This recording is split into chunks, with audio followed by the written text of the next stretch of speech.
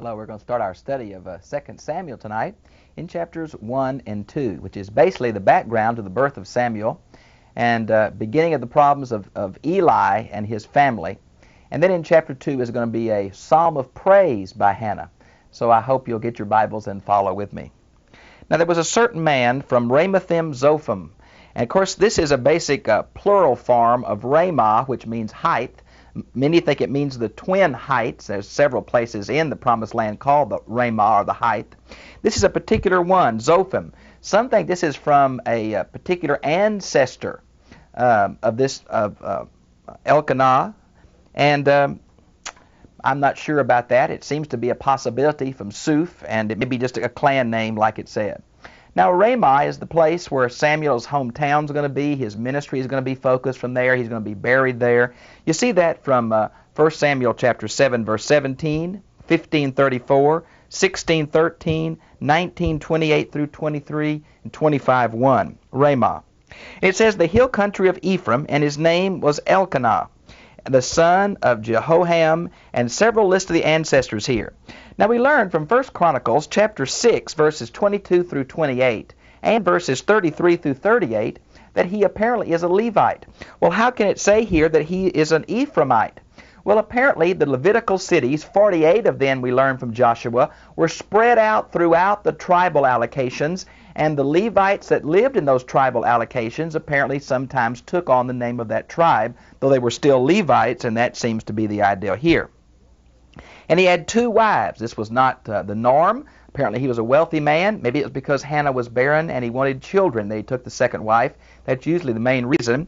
And here he has 2 wives. One named Hannah, which means graceful, and the other was Peninnah, and which means a red pearl, sometimes translated red coral.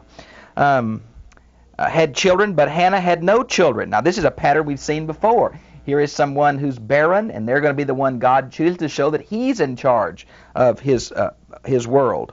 You might want to see, well, it's just several times in here. It's been true of Sarah, it was true of Rebecca, and on. Now it's true of Hannah. Notice it says, now the man went up from his city yearly. Now, back in Leviticus 23 and also in Exodus 23, it talks about 3 yearly feasts. How come this yearly?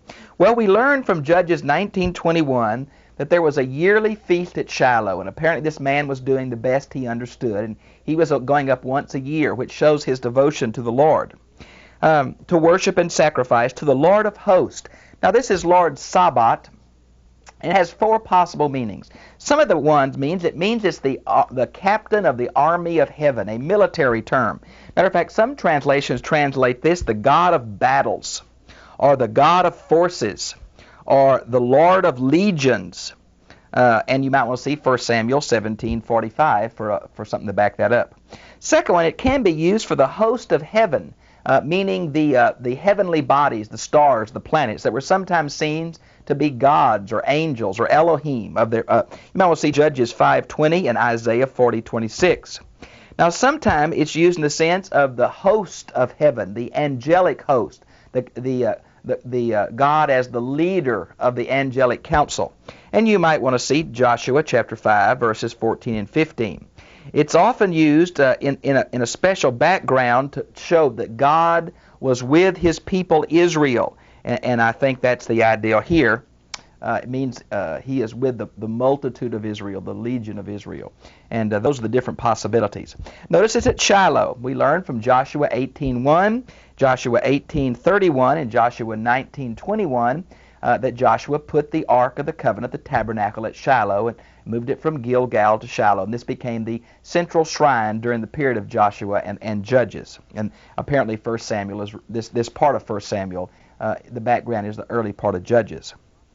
And he had the 2 sons of Eli were Hophni and Phinehas. Now these are Egyptian names, which might go back to the time that the children of Israel were back in Egypt. We're not exactly sure. Maybe it's a way of showing that their tendency to get away from the Lord by their names. I'm not sure.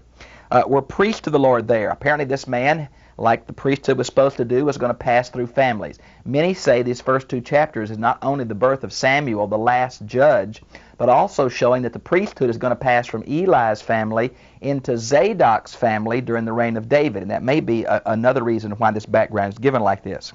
And when the day came that Elkanah sacrificed, he would give portions to Peninnah, his wife, and to all her sons and daughters. Apparently she was very fruitful and had a lot of children. But to Hannah he would give a double portion. Now the etymology of the word double is somewhat in dispute, but it does show that he loved her in a special way. You might want to see verse 6, and then later on he says, to who art I better to you than 10 sons in verse 8. And apparently he gave her an extra amount or a special amount or a double amount. Anyway, it's going to cause jealousy that's going to come out so much in verse 6 that the other wife is going to really pick on Hannah. It's kind of the same thing that happened with the wives of Abraham early. But the Lord had closed her womb. That's something that God has done. You might want to see Genesis 16:1, Genesis 30:1 and 2. Apparently God was using this in a special way. He was going to work things out, show his power, and this is the way he chose to do it. So year after year the man would come up to, notice it says the house of the Lord in verse 7, and then in verse 9 it says the temple of the Lord, and it says that Eli was sitting by the doorpost. Now this doesn't sound like a description of the tabernacle, which was a tent. Now, there are 2 possibilities here. We're talking about the tabernacle, which was a tent, but we're using building terms to describe it. Now, in Psalm 78:60, it still refers to the tent at Shiloh. But others believe it was a more substantial structure, though not a palace, not a permanent structure, but a more substantial wooden frame kind of thing to some extent. And that may be true because this term is usually used for Solomon's temple. And matter of fact, in chapter 3, verse 15, we even see that the temple had doors. And the tabernacle, of course, had veils. So I think there was some kind of structure, though what it is, we're not sure. And the other wife began to provoke her at this meal. It was a sacrificial meal. They would give part of the animal to be sacrificed on the altar, the blood poured out, the priest would get a part. Then Elkanah would get it back to eat with his family, a communal meal, kind of like the peace offering or fellowship offering of Leviticus. And he says to her in verse 8, am I not better to you than 10 sons? Now this is an idiom in Hebrew for meaning, I love you so much, I'm good to you, I'm kind to you, why are you crying? But she wanted to be a mother, that's why she's crying. And Hannah rose after eating and drinking in Shiloh. Now this seems to show that it was a sacrificial meal. Now Eli the priest was sitting on the seat by the doorpost. We found these seats in very wealthy men's houses where they would sit over in the courtyard and kind of give their advice to the family. Eli's going to fall off this seat, apparently. It had no back. He was leaning up against the doorpost. It's been common in archaeology, and that may be what it is, though we can't be dogmatic. She was greatly distressed and prayed to the Lord and wept bitterly. She made a vow. Now, for this vow, you might want to see Leviticus 27, where a husband had to confirm his wife's vow, and also Numbers 30, verses 6 through 15. Because down here in verse 21, it says that Elkanah paid his vow. We're not sure what that vow can refer to unless he affirmed his wife's vow, or maybe it's referring something to the sacrifices he just gave, but we can't be sure. O Lord of hosts, if thou wilt indeed look on the affliction of thy maidservant, which is the barrenness she's talking about, and remember me, and not forget thy maidservant, but will give thy maidservant a son. Now literally it's the seed of men, it means a male child. Then I will give him to the Lord all the days of his life, and a razor shall never come upon his head. Now this is an implication of the Nazirite vow that is going to be spelled out in the early verses of Numbers chapter 6. The Septuagint has an expanded form here about no wine. The Septuagint, in many places in Samuel, because the Hebrew text is somewhat in disarray, helps us understand that the Septuagint is longer, but we have found a Hebrew ancestor in the cave number 4 at Qumran that seems to follow the Septuagint manuscript instead of the Masoretic manuscript, which shows that the ancestors to the Septuagint were also ancient Hebrew manuscripts. I'll point several places out to you in this study what the Septuagint says. Here it adds the idea of wine, which is another part that the Nazirites have to totally stay away from. Then in verse 12, now it came about as she continued praying for the Lord, and Elkanah was watching her mouth. Now this seems to be unusual. He's going to accuse her of being drunk. Now this says 2 things to me. Number 1, possibly silent prayers were not very normal in that day. And number 2, that drunkenness apparently was normal even at the temple during some of these sacrificial meals with families. And so he had seen it enough to know, and maybe he was shocked by the silent prayer. We're just not sure. He accuses her of being drunk.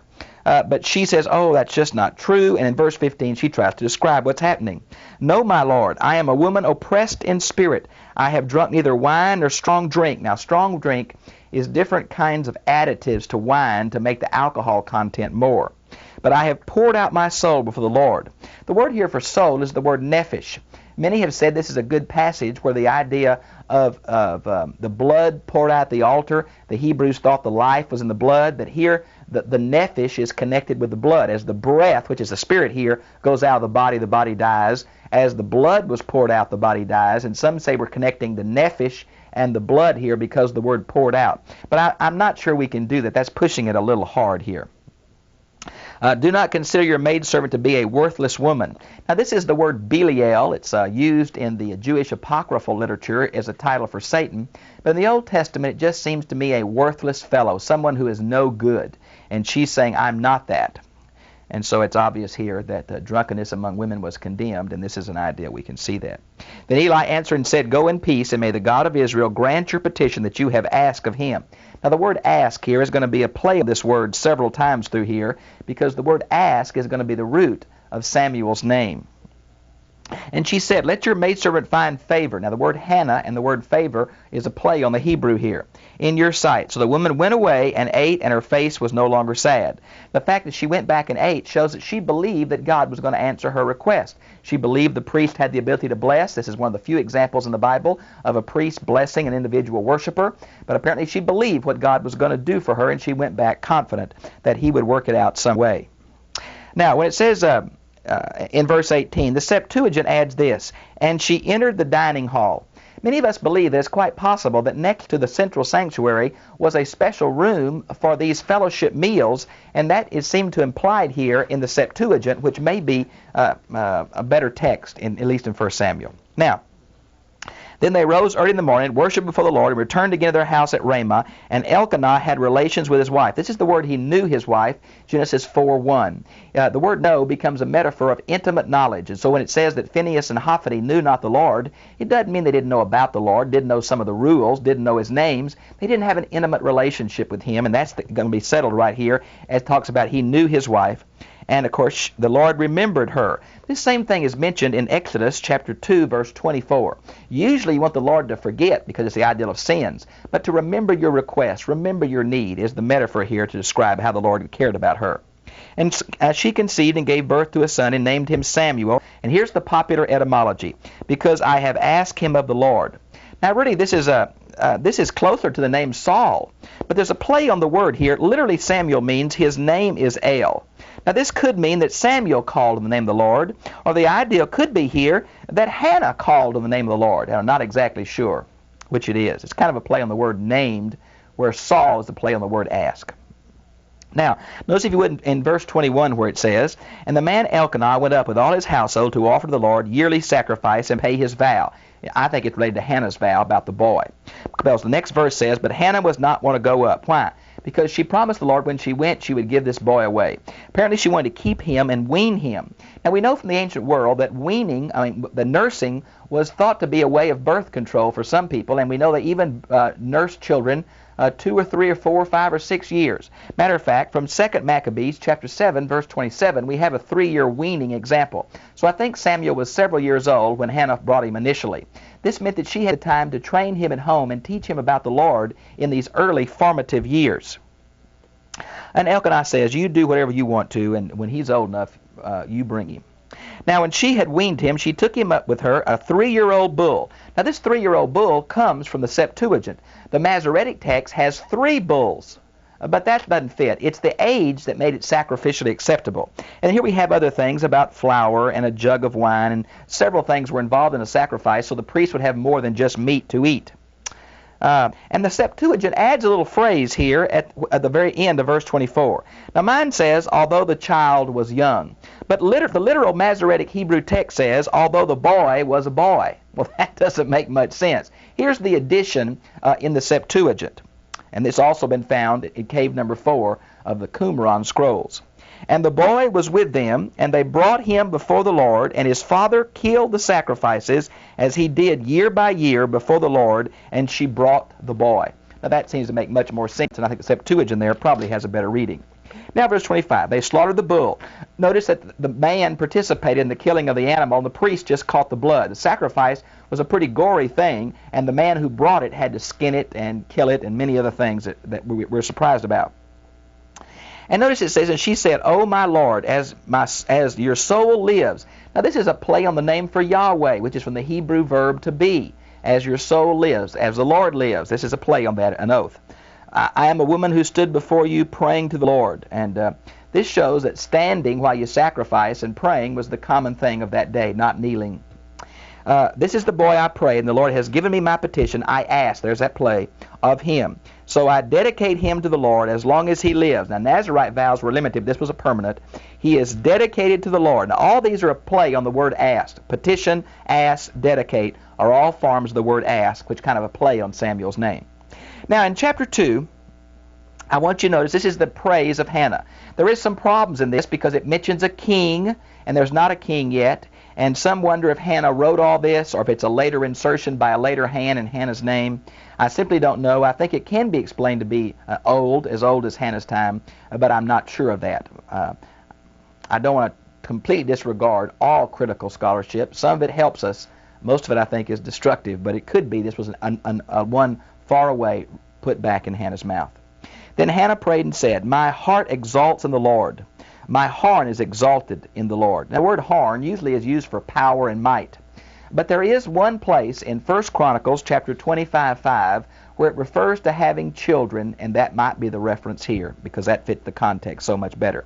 My mouth speaks boldly against my enemies. Now, literally this means is stretched. It seems to be a metaphor of boldness. Who her enemies were, it may be the other wife who was causing her so much trouble. I just don't know. Because I rejoice in thy salvation. Of course, salvation in the Old Testament means physical deliverance, not spiritual salvation. The salvation was in a child, and now she couldn't be kidded. There is no one like thee, O Lord. Indeed, there is no one beside thee. Now, this is repeated in 2 Samuel 22:32. I believe it speaks about monotheism. It kind of is the same category as Exodus chapter 20, verse 3, where it says, "There is no other God before thee," which means beside thee, in front of thee, behind thee. You're a category all to yourself. And that's what Hannah is saying here. You're a God that acts, in contradistinction from the idols that cannot act. Nor is there any rock like our God. The word rock is the word of stability, a fortress, a protection. You might want to see Deuteronomy 32, 4 and 15 and 30. Deuteronomy chapter 32, verses 4, 15, and 30. And the beautiful introduction to Psalms 18:2, where the word rock is used for God. Kind of like a high and mighty fortress, a stable, unchanging person. Ooh, it's wonderful. Boast no more so very proudly, and do not let the arrogant come out of your mouth. Now, this seems to refer maybe to the other wife, Peninnah. We're just not sure. For the Lord is great of knowledge, and this is an intensive plural, full of knowledge, and with him actions are weighed. It means that things are balanced out in life.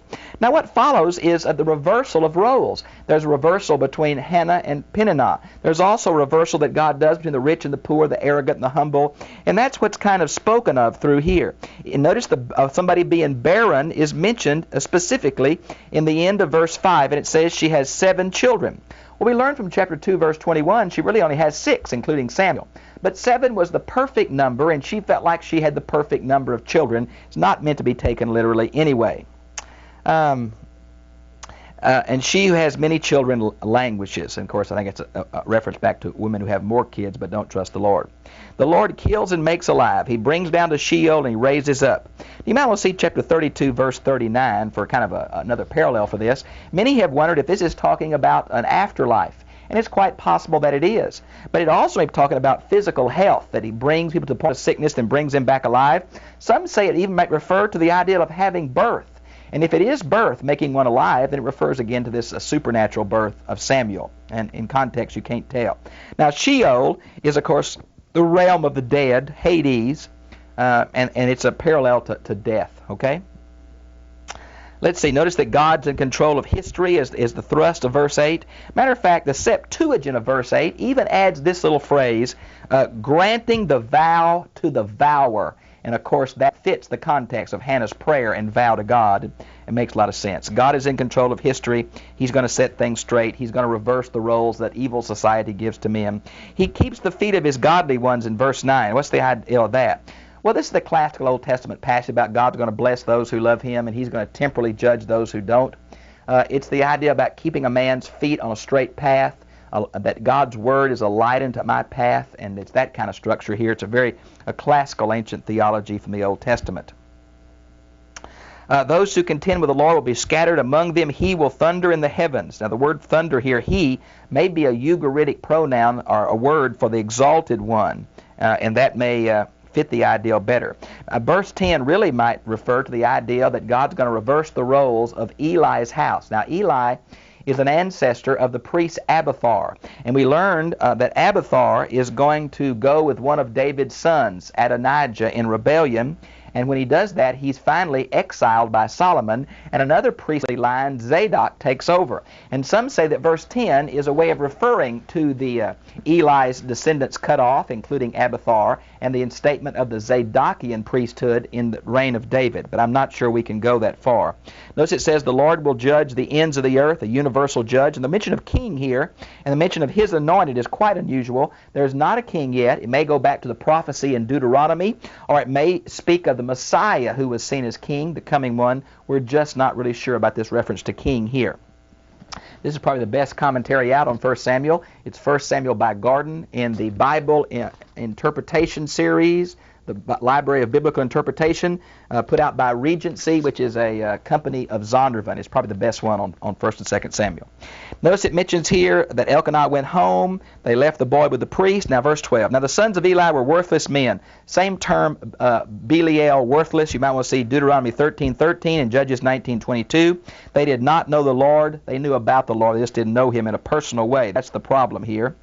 And the custom of the priest and the people. Now, what we're going to find, the custom is mentioned in Leviticus 7:29 through 34, about how much of the sacrifice they are to get and when they are to get it. Here it mentions they boil the meat, and they would stick a fork in and get it. But what these boys were doing was taking the meat first, even before God had the fat and the blood offered to him. It was a real sacrilege. In verse 15, the fat is mentioned. You might want to see Leviticus 3 and 5, Leviticus 7:31 and 34. And that'll give you an idea. Deuteronomy 18:3 is another place. Now, they also are going to they're going to say, we'll take it by force if you don't give it to us in verse 16. They even corrupted these women. The men despised the Lord in verse 17. Now, notice the contrast with Samuel here. Samuel in 18 through 21 is wearing a linen ephod his mother made like a priest. He's acting much more godly than these true Levites. Some say Samuel is a Levite. That's true if we go to 1 Chronicles. But he's a godly Levite. These are ungodly priests. In verse 22, it says Eli was very old. We learned from chapter 4, verse 15, he was 98 then. He's somewhere around 90 here. He feared that his sons were doing evil in Israel. They were laying with women who served the doorway.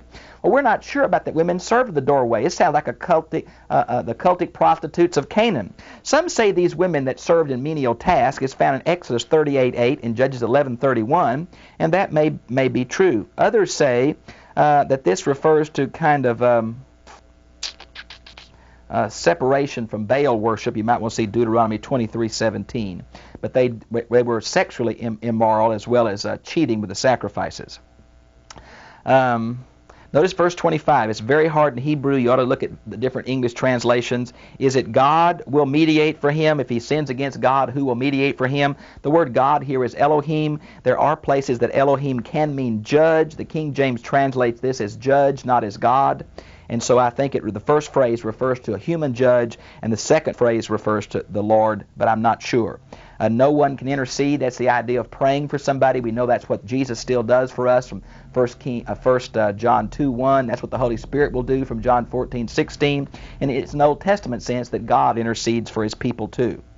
Notice in verse 27 and following, we have an unnamed man of God. We're not sure who he is. God does not speak directly to Eli. He speaks directly to Samuel, but not to Eli. And here's another unnamed prophet. It seems to show that the Eli and his line are going to be cut off. We see how that happened to one of his descendants, Abiathar, in 1 Kings 2:27, because he followed after Adonijah and was not faithful to David. That may be the reference here. though I'm just not sure. In verse 30, we see how this was supposed to pass on to his children, and that we see that this priestly line was meant to move through family. Exodus 29:9, Numbers 25:13, but there was a problem here, and he will be excluded. Now, the sanctuary is going to be destroyed. We feel like archaeologically, we think it happened around 1050. We might want to, it's referred to in the book of Jeremiah, Jeremiah 7:12, Jeremiah chapter 26, verses 6 and 9. Archaeology confirms the destruction here. Eli will die. We'll learn more about that in chapter 3. His sons will die. The sanctuary is destroyed. The ark is stolen. The place is burned. And that's going to be a problem. Verse 33 promises he won't kill everybody of Eli's line. There'll be someone left because Abiathar is going to be in the line of Eli. And notice in verse 35, but I will raise up myself a faithful priest. We think that refers to Zadok, 1 Kings 2:35. I will build him an enduring house. This is very similar to 2 Samuel chapter 7, where it talks about building the dynasty of David. Here we're talking about the dynasty of a faithful priesthood. It's a play on the word house. It's not house in the sense of a building, but house in the sense of a lineage, descendants, and that's what it here. And then in verse 36, the priests that are left will be relegated to poverty. And so we see how the line of Eli is being excluded, and a new family of Levites are going to be priests. And this may be a prophecy that refers to what's going to happen with Abiathar and Zadok, or it may just be to Eli's particular family, the death of his two sons, Phinehas and Hophni. These two chapters set the stage for the rest of the book, God beginning the monarchy and God moving from a judge into the prophet. Samuel is a mediator between both of those. I have really enjoyed being with you, and we'll do chapter 3 next time. God bless you. Have a good day.